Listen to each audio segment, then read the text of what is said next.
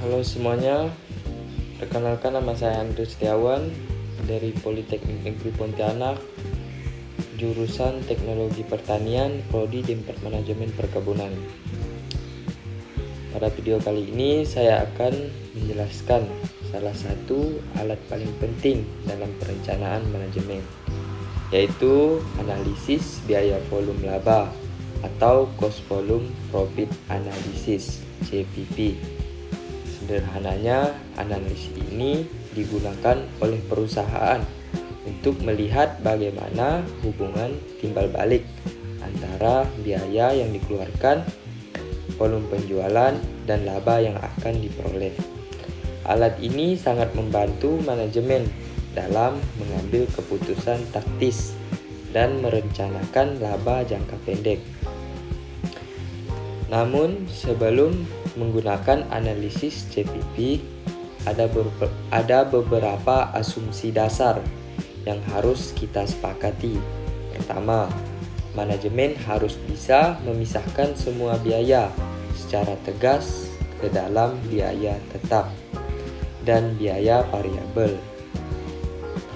Kedua, kita mengasumsikan harga jual produk konstan, sehingga grafik pendapatan dan biaya akan berbentuk garis lurus. Dan yang ketiga, tidak ada persediaan barang yang menumpuk. Artinya berapapun yang diproduksi oleh perusahaan, semuanya diasumsikan habis terjual.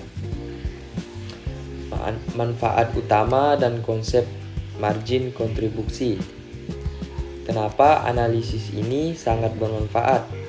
Karena lewat CVP, manajemen bisa menentukan strategi pemasaran yang pas, memilih lini produk mana yang paling menguntungkan, hingga menentukan harga jual produk. Di dalam CVP, kita juga mengenal konsep penting bernama margin kontribusi, yaitu selisih antara harga jual dengan biaya variabel per unit.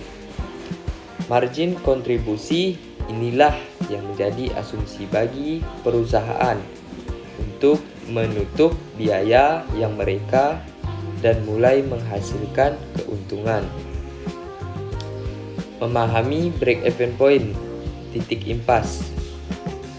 Turunan utama dari analisis CVP ini adalah menentukan break-even point (BEP) atau titik impas.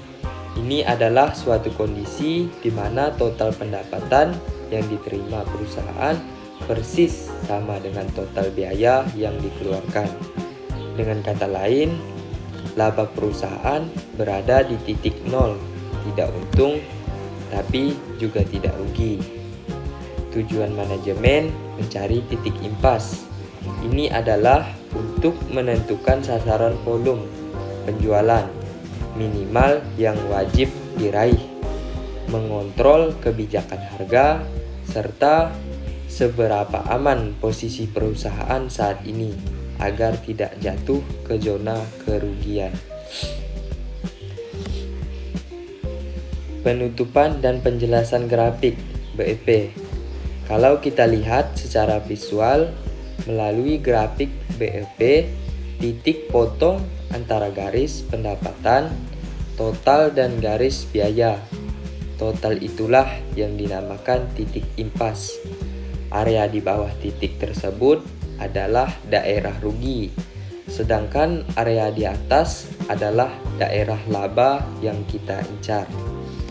Kesimpulannya, analisis CVP dan BEP ini memberikan peta yang jelas bagi manajemen dalam melangkah menuju target keuntungan yang diharapkan. Sekian video ini, semoga bermanfaat bagi semuanya.